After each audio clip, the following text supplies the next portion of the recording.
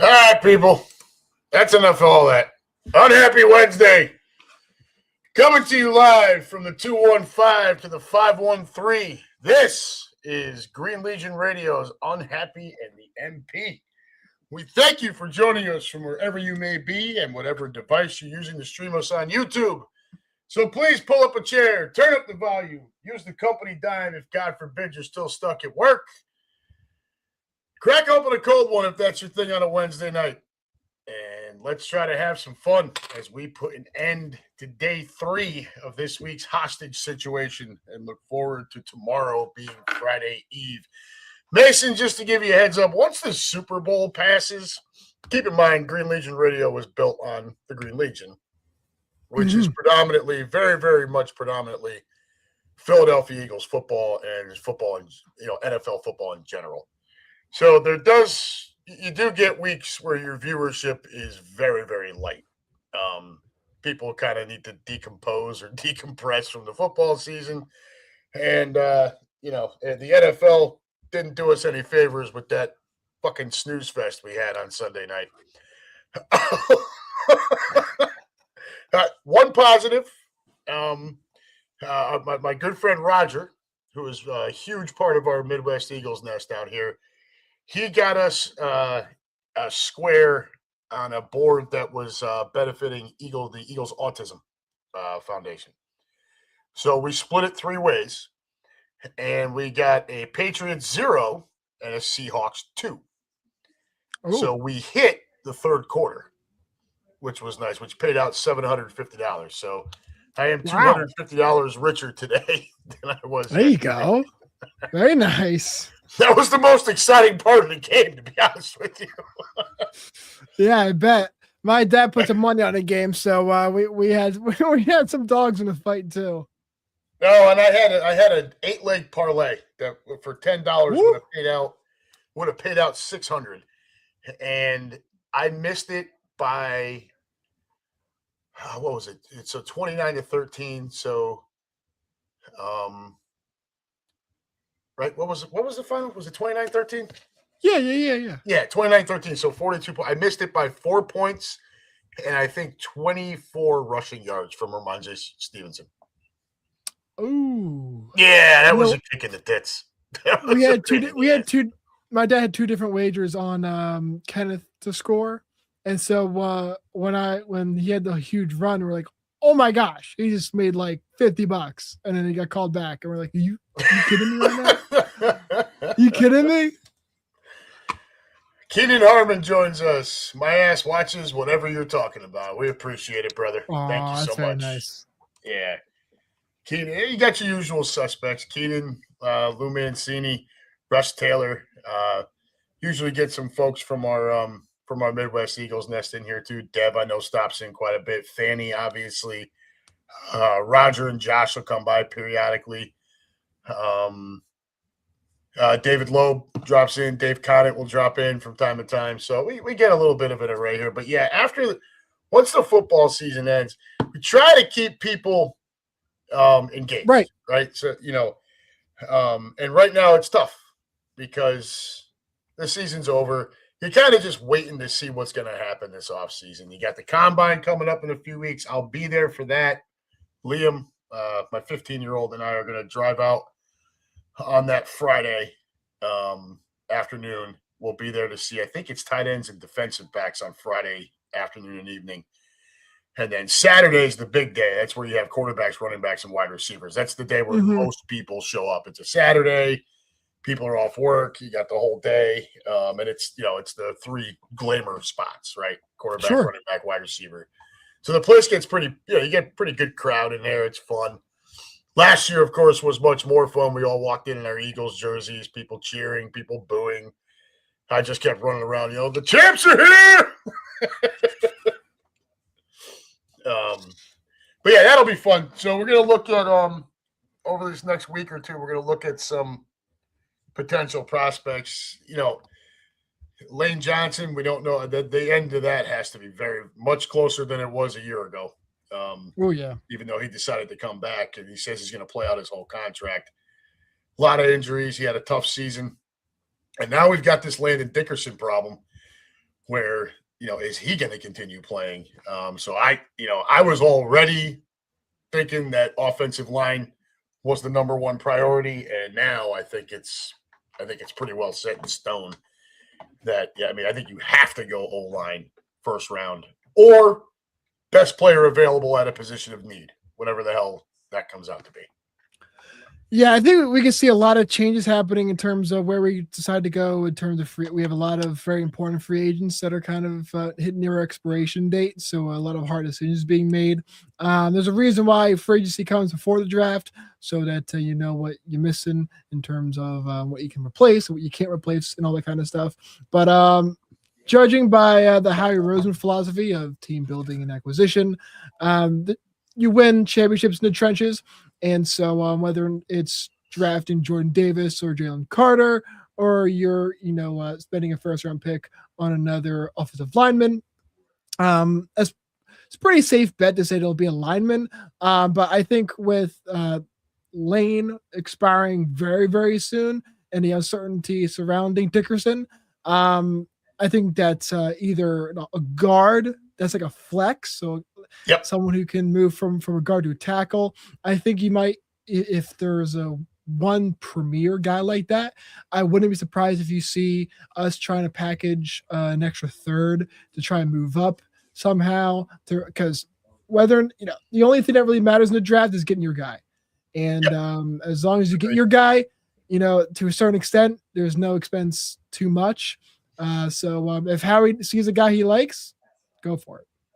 Yeah, I agree with you. And I'd like to see that versatile offensive lineman. Somebody who can swing.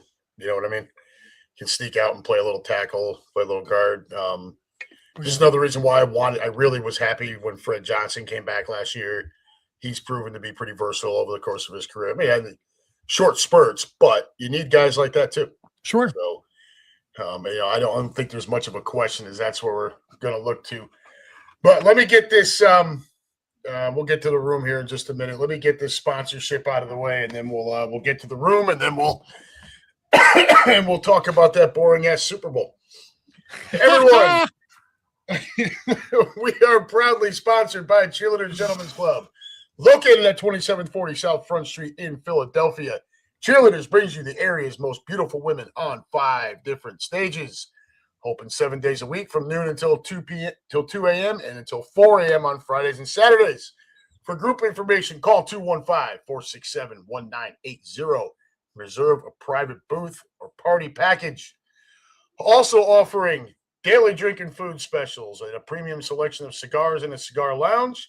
If you're looking for a place to take in your favorite sporting event, whether at this time of the year, that's the Sixers, the Flyers, the Olympics, whatever you're into, and you can't get out to the actual arena, head on over to Cheerleaders and enjoy the 75-foot HD TV wall, as well as HD TV screens throughout the entire club. Once again, folks, that's Cheerleaders Gentlemen's Club, located at 2740 South Front Street in Philadelphia. Call 215-467-1980 for all of your group and party information. Always scrolling at the bottom of our screen, greenlegion.com. And as we head into the offseason, the sun has set on another football season with the Sea Chickens being crowned this year's champ. We are officially not allowed to talk shit anymore. We're not the champs anymore, but I encouraged everyone to continue being the absolute worst version of themselves until that clock read zeros on Sunday night. And rest assured, we did do those things. But greenlegion.com always at the bottom. In about a month, folks, you'll see a month-ish. You'll see what's called early bird deposits. That is for the 2026 season, and these will be for away games. No early bird deposits for your home tailgates. This is for your away games. This is if you see something on our schedule, be it a Nashville against the Titans, San Francisco, we're at Frisco, we are at Arizona, we're in Chicago, right? All pretty cool destinations. Jacksonville's on the list too. And of course, Dallas is always a fantastic one. If you see something you want to do, and I think it'll be $200 a person for your early bird deposit. You would go in, Click on the game you want. Put in your deposit for however many people. I will be putting in a 4-pack for my wife and I and our friends Mike and Angie. 4 of us together kind of run this Midwest Eagles Nest thing out here. So just as an example, we're going to put that in for Nashville. Well, then the schedule will release early May, right? Sometime right after the draft. And let's say for the sake of argument, all of a sudden the Eagles are playing the Titans in London, right? Don't act like that's not possible. I can almost guarantee we're going to be overseas this year. It's been 2 years since we've done it. The word is they want teams doing this every other season. They're only increasing the number of games. So we're going to have to take our bite off the shit sandwich. As a fan, I can't stand it. For the Green Legion, I love it, right? Like, this is awesome for the Green Legion, awesome opportunities for the Green Legion. But as a fan, it kind of drives me nuts. Anyways, trying to go down a rabbit hole there. But why is this thing dying on me? I may have to switch headsets.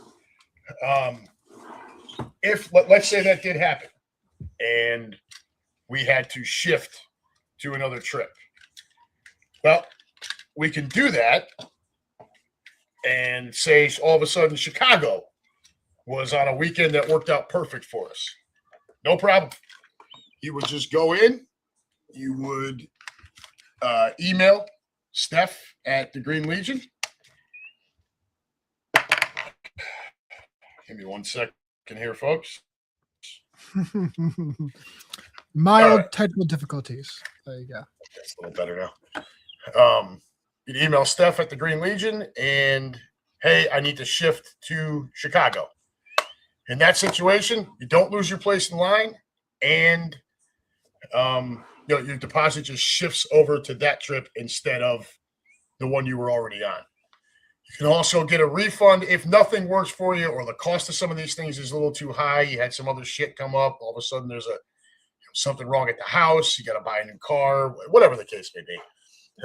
You can get a full refund up to, I think it's like the end of May or like June 1st. But those details will be out again in just about a month.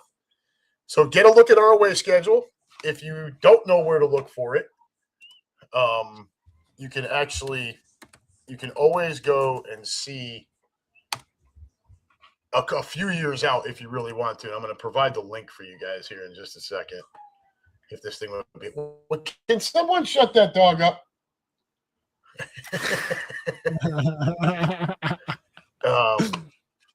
So I don't know if anybody else has used this before, but FB Schedules has the easiest way to do this. Go NFL,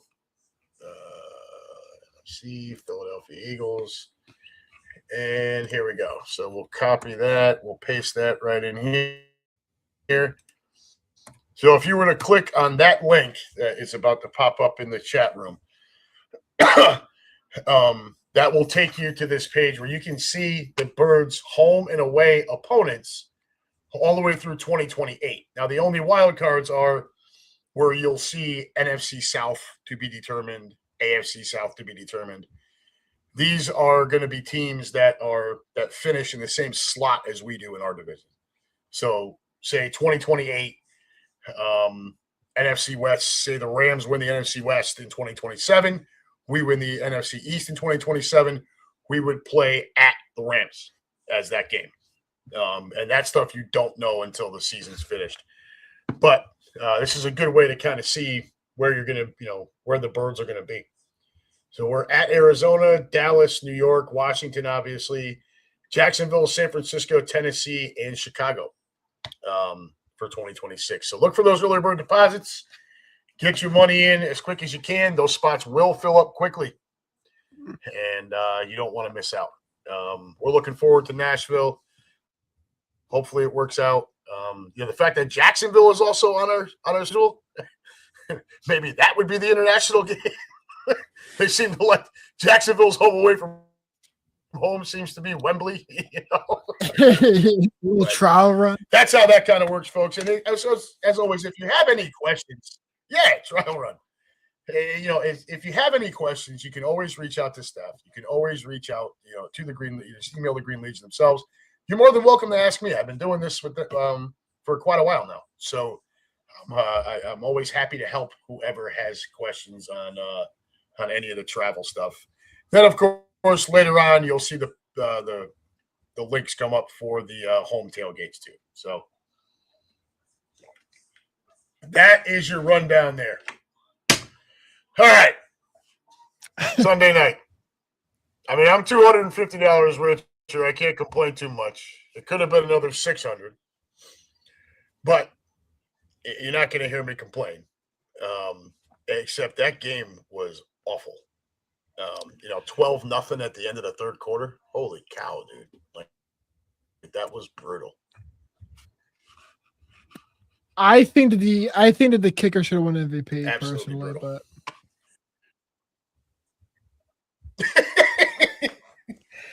it was a little surprising to see a guy that didn't score a touchdown win the MVP. You know.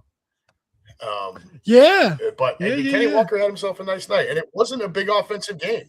You know, it was a lot of ho hum. You give credit to the Patriots for their defense hanging with them, but God, Seattle was just suffocating the entire night. So, I mean, the outcome didn't surprise me. You guys remember last week we talked about what we thought was going to happen. I had 31-17 as my final. It was 29-13. I wasn't that far off. It was close. I needed it to be 4 points more, and I needed Ramondre Stevenson to have 24 more rushing yards, and I'd have had another $600. But all right, over to the room here. My ass watches. So Keenan Harmon, I hit on 19-7 and 29-7, $700 two times. Whoa! So what trip are you going on? Where are you going?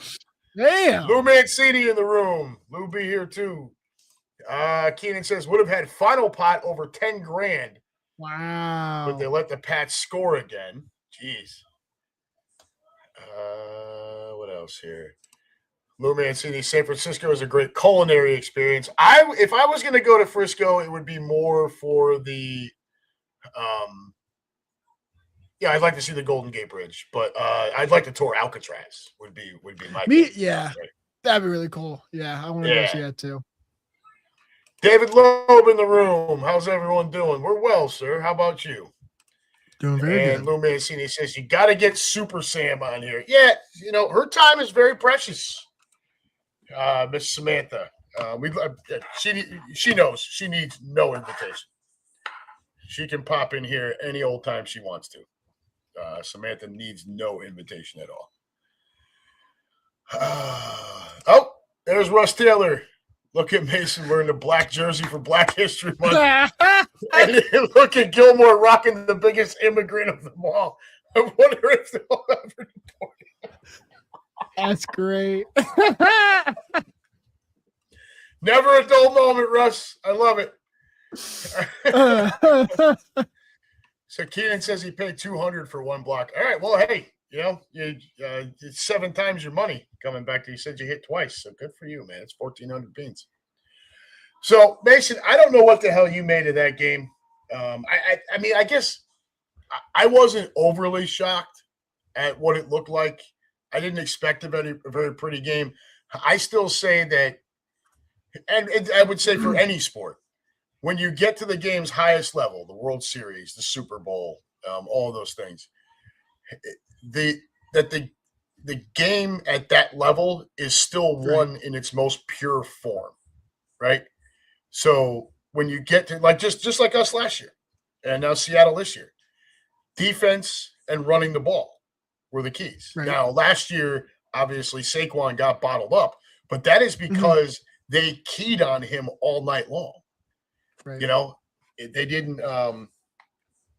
There was no room for him to breathe, which is what allowed everyone to be open.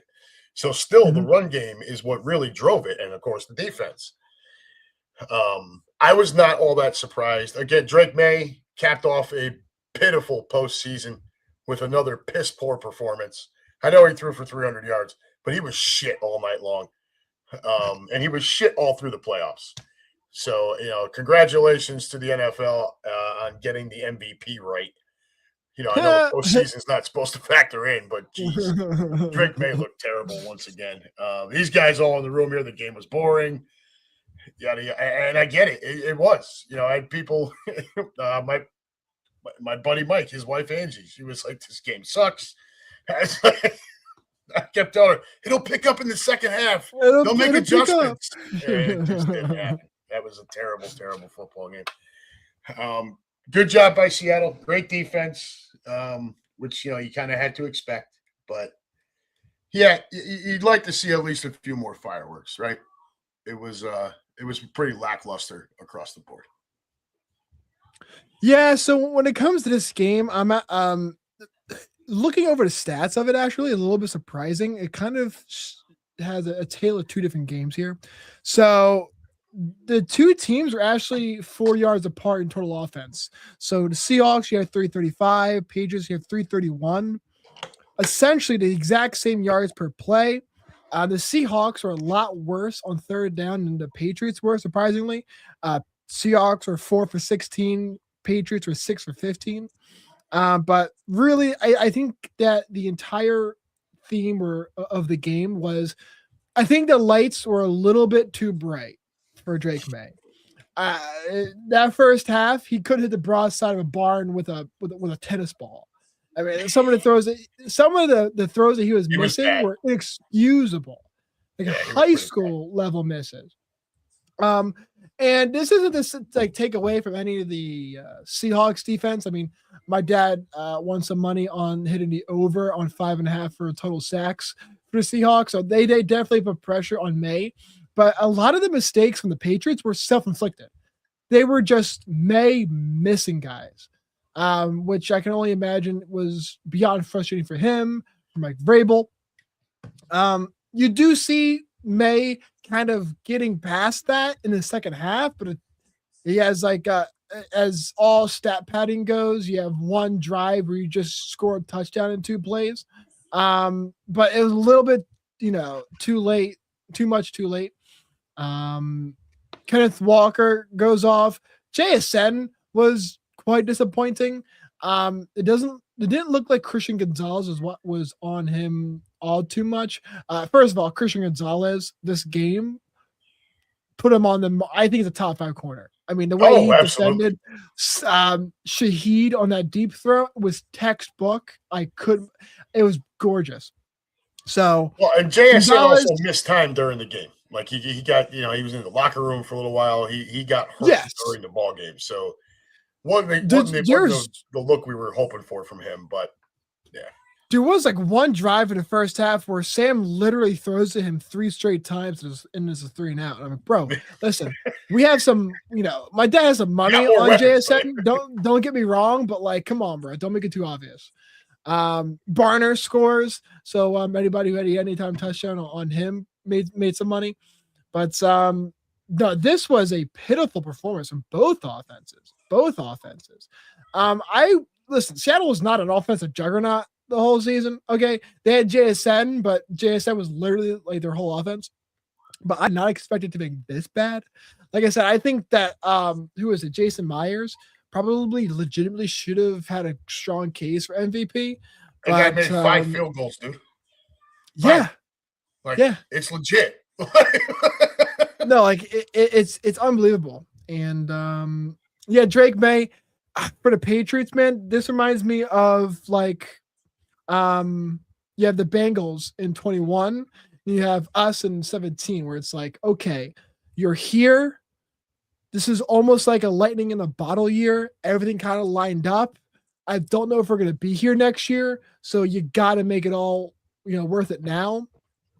In the NFC, the Seahawks have a much better chance of repeating, or at least getting there. The Patriots, they had a year where the only person that they had to deal with was Allen, and they never saw him. So, well, you want to talk about a quarterback and a team that's absolutely kicking itself in the ass right now. I mean, the Buffalo Bills, Jesus, dude, talk about a missed opportunity. I mean, no. Yeah, that Super Bowl was there to be had. It was wide open. It was theirs.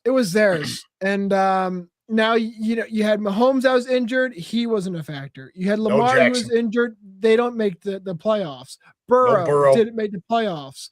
And so for the Patriots, this was the year that they were like, if it does happen, you had the easy schedule. You had the record affecting the seeding. You had Bo Nix get hurt literally the week before. So Denver misses their quarterback. And Kind of they where I'm just at kind of with the whole Drake May thing, right? Like, he had I don't know. a great regular season, no question about it, right? Right there with Stafford for the MVP. I get it. But he come to this postseason and he was up against Justin Herbert, who is also not a person that performs under bright lights, right? And then CJ Stroud, who has been pretty much dog shit since his rookie season. And then he's up against Jared Stidham.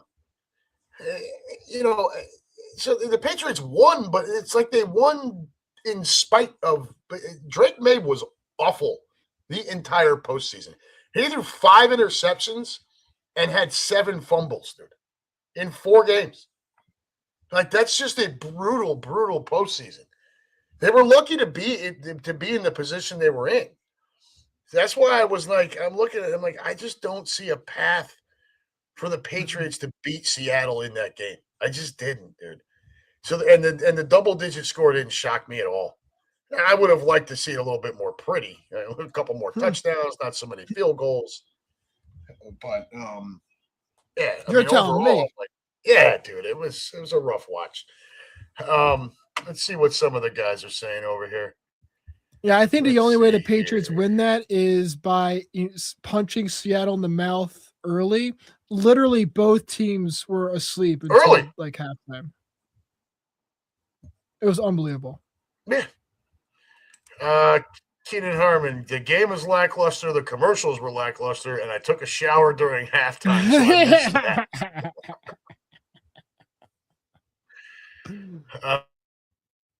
that.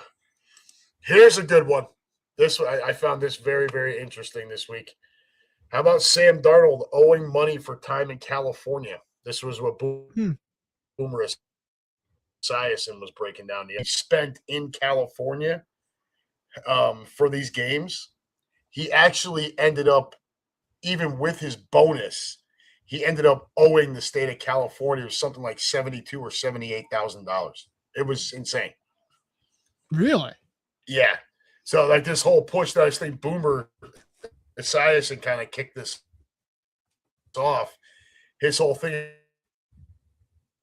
is like the NFL Players Association should be like, we're not playing this game in California. The fucking game is in LA next year. So somebody else is going to be disappointed. Russ Taylor. Buy your tickets now. They're still available for the Green Legion Phillies home opener tailgate. Yeah, I would tell you to jump on that if that's a thing for you. Don't want to miss out on that. And Russ also calling out the March Madness. So for those of you that aren't so much into that, we'll touch on this real quick before we get back to the game here. If you didn't watch some of the college basketball on Super Bowl Eve, Friday night, shame on you. You had Duke versus North Carolina in Chapel Hill, right, at the Dean Dome.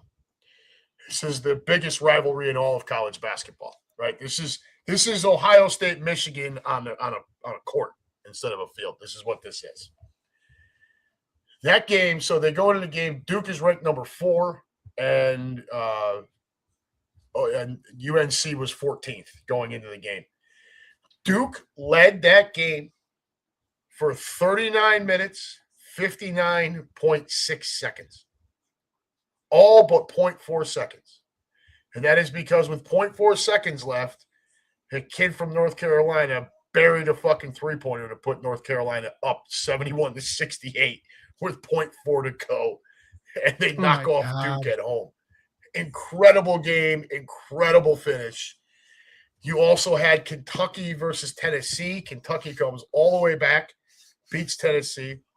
At the close of the Duke North Carolina game, you jump over to Illinois and Michigan State, which went to overtime. And Michigan State had to gut that one out. just an incredible night of college basketball to get you prepped for the Super, for a big sports day on Sunday with the Super Bowl. But it's hopefully a sign of things to come with some, you're here early going into mid-February when things are really, really heating up, right? Everybody's in their conference play. Everybody's trying to. You're going to get Duke, North Carolina again in I think another week or two, and then they may end up locking horns again in the ACC tournament. So it's just the Big East is roaring away. Everybody's on fire right now. Yeah, March Madness is always really exciting, and I remember when I was in school, a lot of man, you hoped when you were in school that you had a substitute teacher in March because you knew exactly what they were going to do. They're just going to go right to was it March Madness website? They're going to pull up a game, and that's what you were doing for like 40 minutes. And so I remember those days. We did that at work a few years back. Well, I say a few. This was quite some time ago. Our VP was like, you know what? Everybody grab your laptops, get up to the main conference room. There had to be 15 of us in there. And we get in there, he had ordered it was just an obscene amount of buffalo wings. And it was the first day of the tournament. So he has us all sit down. Guys, I got all the wings. Puts on the huge screen. And we sat there and watched a quad of fucking games for the rest of the afternoon at work. Oh, that's awesome. Fucking fantastic. He's like, as long as you guys are answering your emails, I don't give a shit. Sit here, watch your games. It was fabulous. We'll do a bracket pool out here with our Midwest Eagles Nest group. I know everybody gets into that. We usually have a good time with it. We usually get a weekend.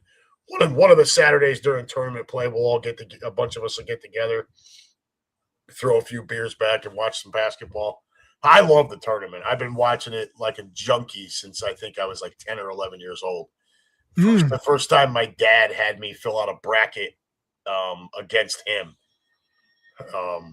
I've been all over it ever since. I absolutely love the tournament.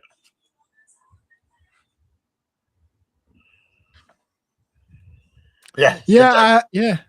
I think I've only ever filled out a bracket once or twice. I've never really been a huge NCAA basketball guy, but I do remember vividly remembering watching with my dad in their bedroom when Villanova won the first time, or in 2016. Yep. That was a crazy experience. And then of course they won again, I think in 2018. But I remember that. Yeah. There's always it's lots of cool stories, right? Butler makes back-to-back finals, loses to UConn and Loyola. Yeah, Loyola going a distance for a little bit. Oh, what was it? Colgate, right? No, not Colgate. Oral Roberts went to run a far. You get these teams that are like 7 or 10 seeds make these runs to the Final Four, and it just makes it so enjoyable. It's just so much fun. Oral Roberts was like the 15th seed, and they went pretty far. Yep. First time was 85. That's right, Lou.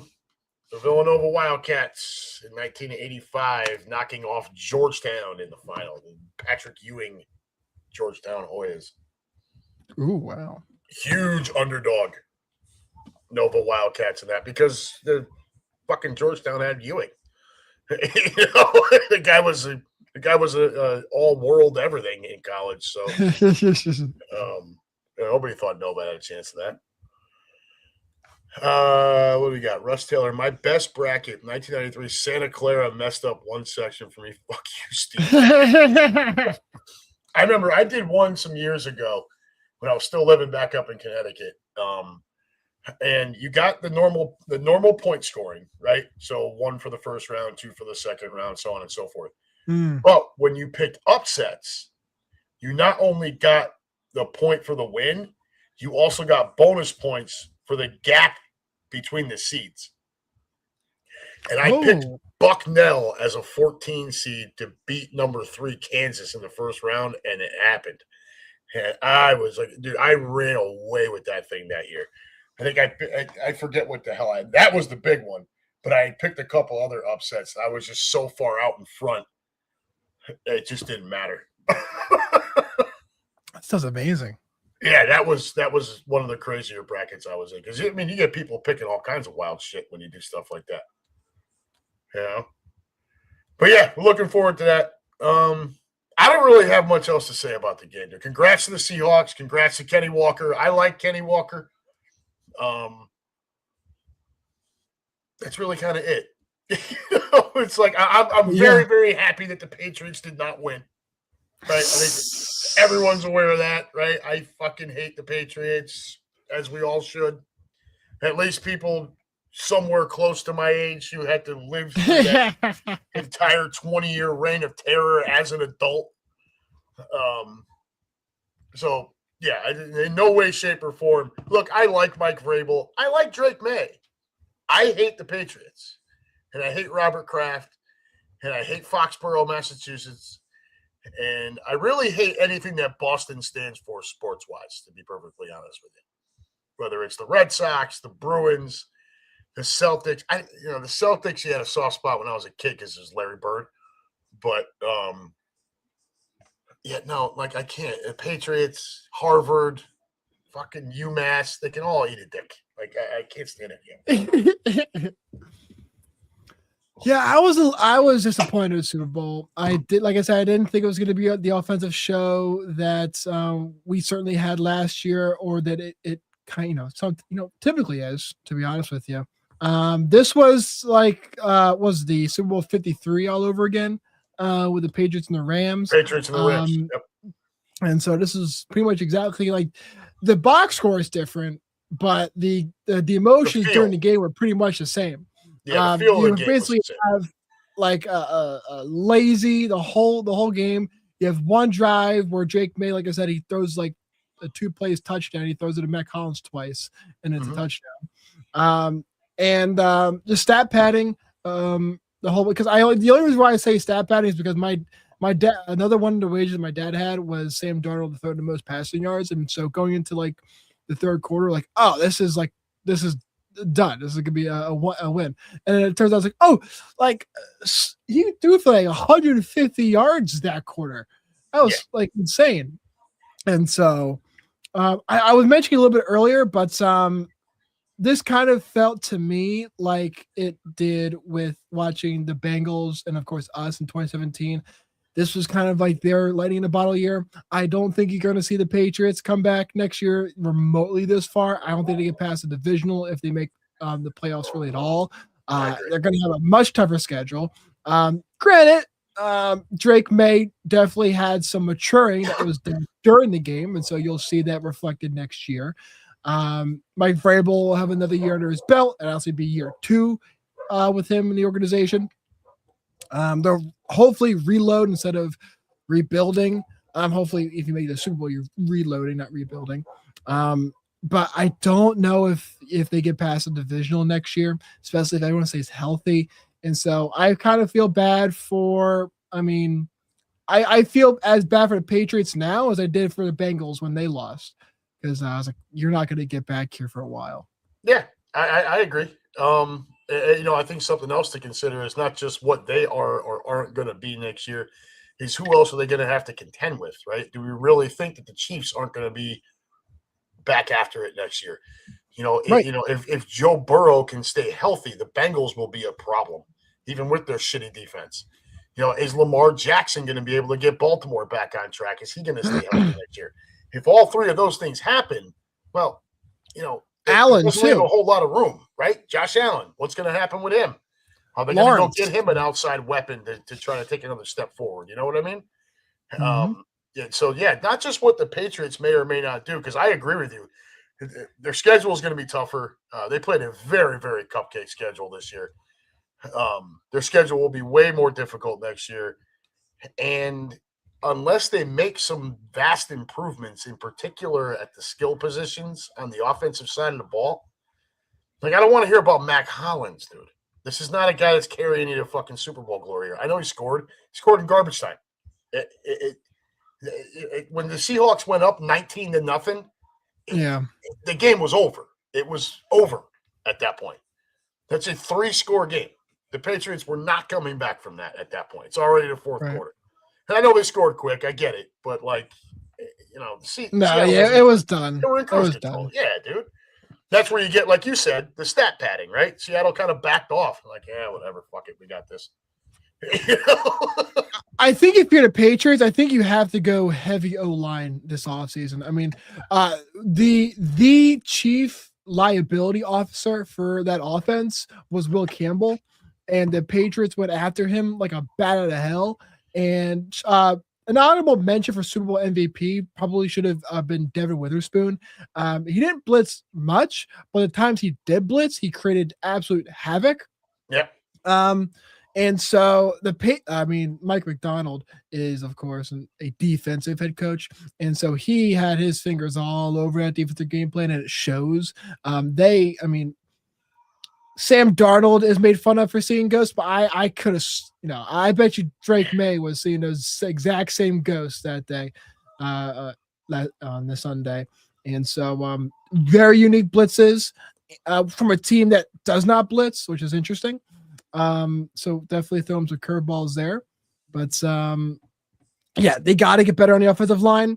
I think you got to build in, inside out. Your weapons are nice, but you don't need a Ferrari to get to work, but you need the car to start. And so you need to keep May up. You have Ramondre Stevenson, so he's going to be a stud. Trayvon Henderson, he's going to be good. You already have Hunter Henry, but his window's going to get shorter pretty soon. And how much more can you really expect out of Stefon Diggs at this point? Nice Stephon Diggs is 32. Year. Yeah. You have Matt Collins, who's a vet. So you definitely probably want to get a receiver day 2. Day 1's got to be offensive line. You got to probably pick up another guy in free agency as well.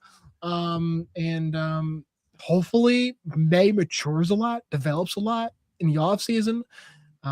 If not, the Patriots might not even win the division next year. I don't think they're going to win the division next year. I still think Buffalo's the better team overall. I just think the Patriots caught, like you said before, they caught lightning in a bottle. Right? Everything broke their way. Yep. Right? Even their playoff opponents, it all went their way. So, when Knicks went down with his injury, I was like, dude, you cannot make this up.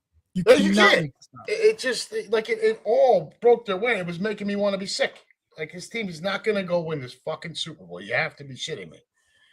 But thankfully that didn't happen. So, who do we got here? These dudes, I swear. Bronson in the room. What's up, brother? Broadcasting to you live from the DOME, baby. Jesus. Lou Mancini. Who this guy? That is my friend Bronson. He is another Midwest Eagles Nest, stalwart pillar, huge contributor, very, very much part of our OG crew with our nest out here. So welcome aboard, Bronson. Russ Taylor. Buffalo will not have home field advantage in a new stadium. They won't be used to it yet.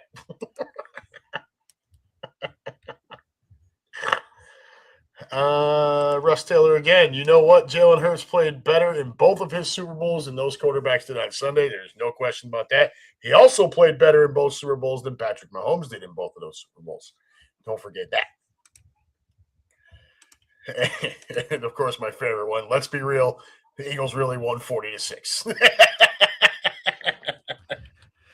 Yeah, there was a box score watch. We're like, actually, it wasn't that much of a blowout last year. I'm like, bro, it was 40-6, and then we gave up. Dude, we sat the fucking starters with 5 minutes to go in the fourth quarter. That's never happened before. It's insane. Come on. It was 27-0 at half. Right. What are we talking about here? It was nothing to talk about. It was get out of here. Russ, may we have a moment of silence for James Vanderbeek, Jonathan Moxon from Varsity Blues. He and Paul Walker are now in the eternal quarterback room. All right. Who had Vanderbeek in the death pool? Anybody? I didn't. I actually we have a whiteboard in my boss's office, and the list is probably, I don't know, 3 feet long on the giant whiteboard of just it's a death pool. So for every entry, it's $5 if somebody hits. I have one entry up there, and it's the lady that works down the hall.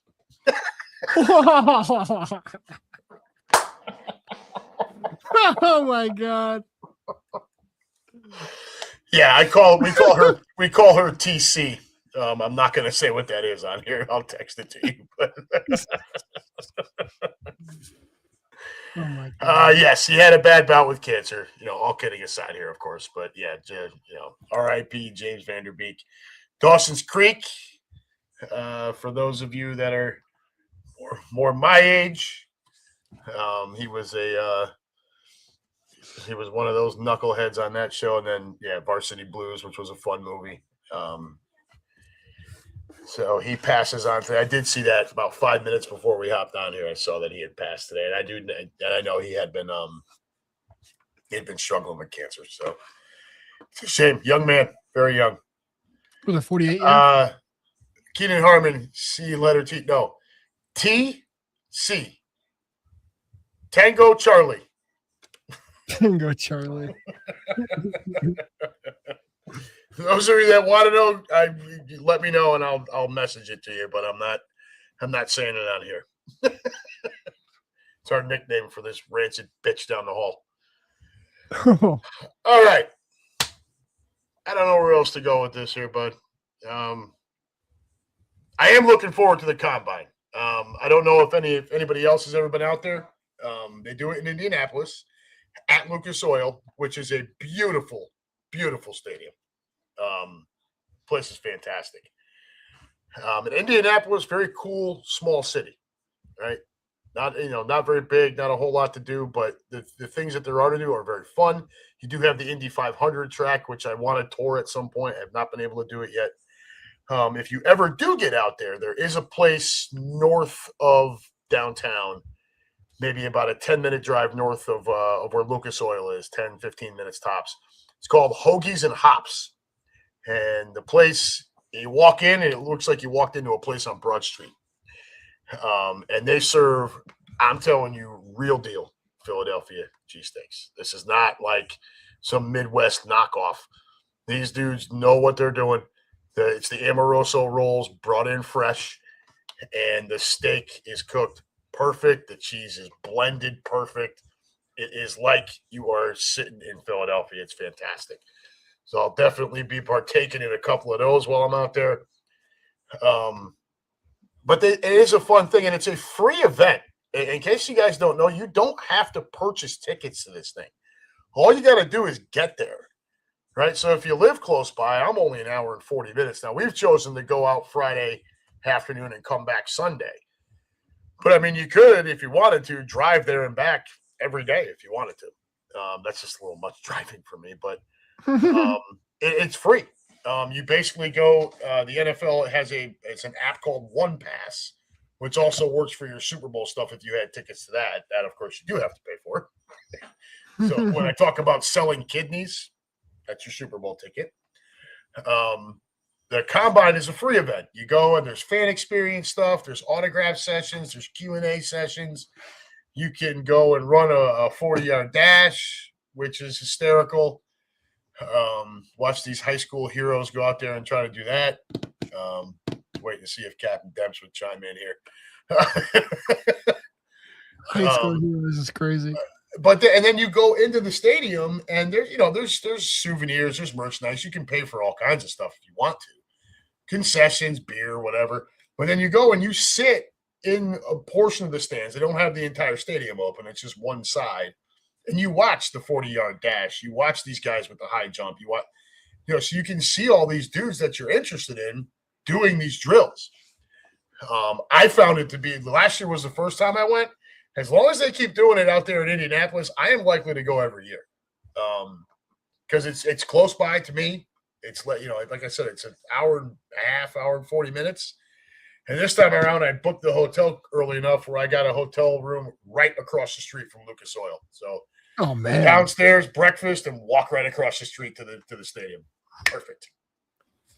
That's crazy. But yeah, I recommend it. Cap came out last year and spent the weekend, did the combine. That was fun. I think he was thinking about doing it this year. He's just having a little bit of trouble with the flight times. They don't really agree with how he wants to set it up. So he was still looking. But a few more of our folks here in our group here are gonna drive out as well, at least for one of the days. Probably the Saturday, the quarterback, wide receiver, running back day. But yeah, it's a good time, man. And it's like I said, it's free. When you can get into something that the NFL does without having to pay for anything, I recommend you take advantage of that. The NFL draft is the same thing. You do not have to pay tickets for that. I've done that before. I did that in Nashville on my 40th birthday. That was fucking insane. I remember going to the draft when it was in Philadelphia. Yeah. And I remember, so when the draft was in Philadelphia, it was really, really cool because it was one of those, Philadelphia, I think, was either one of the first cities or one of the first cities that was outside of either New York or Chicago. Yeah. We were like one of the first ones to be like, okay, now we're gonna go ahead and tour this thing. So Philadelphia was like number one on the menu, and so they went to Philadelphia, and there it was in the art museum, and then the whole long walkway, and it was like all these helmets of the different teams, and they actually had these little like booths of like charging stations with TVs and with like tents and pop-up canopies, everything like that. Mm-hmm. And I remember the controversy that night was picking Derek Barnett over Hassan Reddick. I, for the record, wanted Hassan Reddick and was very disappointed when they drafted Derek Barnett. And as some drunk old guy there was like, son, do you know that this guy broke Reggie White's record in Tennessee? I was like, do you know that this isn't like the 80s anymore? Like, what are we talking about here? Derek Barnett is not Reggie White. Anyway, that's stupid. So yeah, and that was a great experience. Like you said, it was all totally free. Even our charging stations were free. And of course, it was in Philadelphia, and I just hope it comes back here soon. Oh, by the way, there was no same thing with the parade, the first parade. No arrests. That's always fun. It's always nice to on our best behavior. Imagine that in Philadelphia. Shit. I can't speak to whether or not there were arrests in Nashville, but I was living down there at the time and decided to, my 40th birthday present to myself in 2019 was to go do the NFL draft because it was right there in Nashville. I didn't have to fly anywhere. So I got the hotel room right in the middle of downtown, and I spent the entire weekend down there, and it was amazing. The only unfortunate thing was that was the year we drafted Dillard. So I did not get a great pick to cheer for. However, the funniest part to me, so a friend of ours who still lives down there, her name is Callie, and she has a knack of just finding her way into these like amazing tickets to shit and all this stuff. So she manages to get us sitting on the bleachers, like you're right behind the where each team has its own little fan table where they pan the camera around. Right behind, so the stage is there. Then there's those tables. Then there was us. It was amazing seats for the first round. And so we're sitting there, and it starts to kind of lightly rain. And it's April, so it's not quite warmed up yet. It's a little chilly. She's a tiny little thing.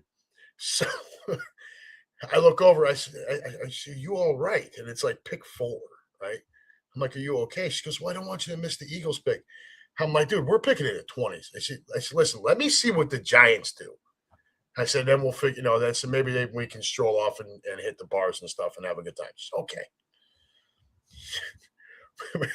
With the 6th pick in the 2019 NFL draft, the New York Giants select Daniel Jones, quarterback, Duke. I bust out laughing, look right at her. I'm like, we can go now. I'm good.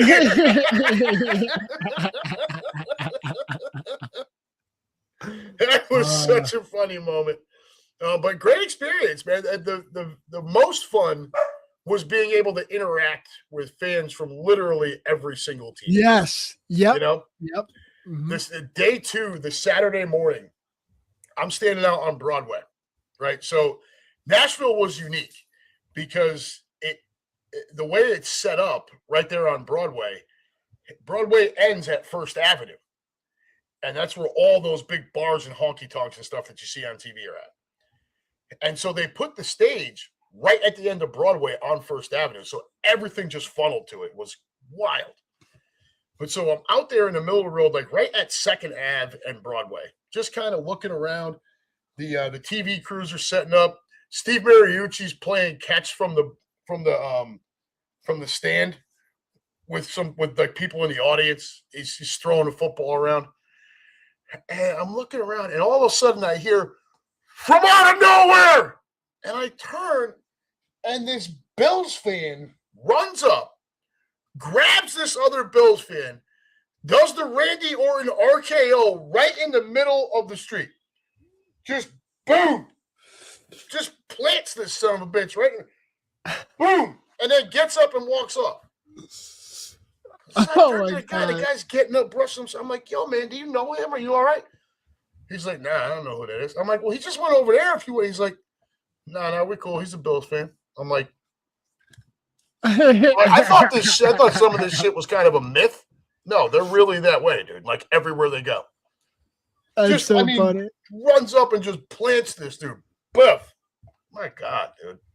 That's so good. Yeah, that was the fun part. The most fun about the draft was hanging out and bullshitting with people from every fan base. And of course, it's Nashville, so it's a party city, right? There's bars all over the place. So you walk away from the draft and you go into any one of these places, and there's Niner fans, Raider fans, Patriots fans, just everybody. It was cool. It was a really fun experience. Yeah, Philadelphia was like that too. That was really cool because then you get to talk to other fans, and we're Eagles fans, so we don't really follow. Well, at least I don't follow the Bengals very closely. I don't follow the Texans very closely. So you get to talk to other fans, like, "Oh, so like, what are you thinking? Oh, what are you thinking?" Any trades that happen or anything like that. It's a really fun time to kind of meet the other kind of people across the country from other different regions and have varying kind of levels of knowledge about, the game and the league and the respective teams, everything like that. And so, everyone's on their best behavior. So I hope that it comes back to Philly at least sometime soon. Yeah. They want to try to spread it around. I think they owe Cleveland one, or it's something like that. I think Cleveland's going to get one. Obviously, Vegas is always on the radar. But they want to spread it around. And they use that as kind of a test to see how you handle it and see if you're kind of Super Bowl worthy, right? Yeah. And then go from there. Of course, they also want you to have at least a retractable dome on your fucking field for a Super Bowl, all that kind of shit. But that's the link in Philadelphia is not very. It's not a Super Bowl city. Any type of Super Bowl, no. Yeah. It's a stadium surrounded by concrete. You're screwed. Yeah, no, it's not. You need, like I said, you need the retractable dome. Even if we had a dome, it's still not good. It's not ideal. I think you pull it off, but it's not ideal. It's definitely not ideal. Well, buddy, I got nothing else here. How about you? I just think it's funny that Sam Darnold was the first quarterback from the draft of 2018 to win a Super Bowl, make and win a Super Bowl. Of Baker, Josh, and Lamar were all the year of 2018, and not only did he make it, but he won it. Yeah, they're all the first round quarterbacks in that loaded draft. It's Sam Darnold that gets the trophy. It's Sam Darnold who rises to the top. Who was drafted by the fucking Jets. You know what? The Jets can draft Super Bowl winning quarterbacks. They just can't win with them. They just can't win Super Bowls with them. That's all. They have to draft them.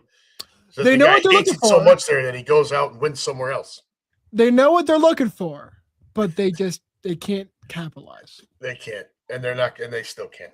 And I don't think they're ever going to, as long as Woody Johnson owns that team. Just my opinion. Sorry if the show dragged a little bit tonight, folks. I can tell you I'm a little off. I've been up since 3:30, something like that, 3:30. Very early work days for this guy, probably through next week. We'll come at you next week with some draft prospect stuff, though, because we're going to be knocking on the door of the combine. I think we'll get what we get next week, and then I get one more show before we're actually at the combine. So definitely want to get – so for all of you that watching, especially our most loyal folks, if you have anyone on your radar, if you're a college football fan, if you got somebody that you think might be someone the Eagles should look at first round, particularly the first round, because Mason and I both kind of agree this should be an offensive line pick, especially with the Lane Johnson stuff and now all the Landon Dickerson shit and Stoutland going out the door. It's just not a good time for the offensive line group right now.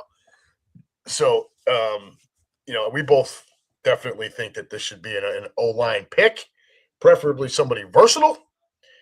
But if you guys have got somebody in mind, bring it to the table next week, and we'll do our homework, or message us during the week, and we'll do our homework and try to bring that to the show next week. Until then, folks, this has been UnHappy and the MP, brought to you by Green Legion Radio, part of the Green Legion Radio family, and proudly sponsored by the beautiful women at Cheerleaders Gentlemen's Club, located at 2740 South Front Street in Philadelphia. Call 215-467-1980 for all of your group and party information. Folks, get through your work week. Get on. What do I like to say? Let's get on to it so we can get on through it. Get to your weekend. Have yourself a good time. Relax with your first weekend without football. Try not to be too depressed. Definitely don't do anything I wouldn't do. Either go out and find yourself a lady or take care of the one you got this weekend. I'm looking at cooking dinner for my wife and daughter on Saturday. So we're going to do that. But don't do anything we wouldn't do.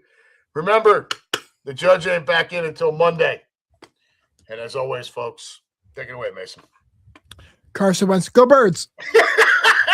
Take care, everybody. Fucking Carson.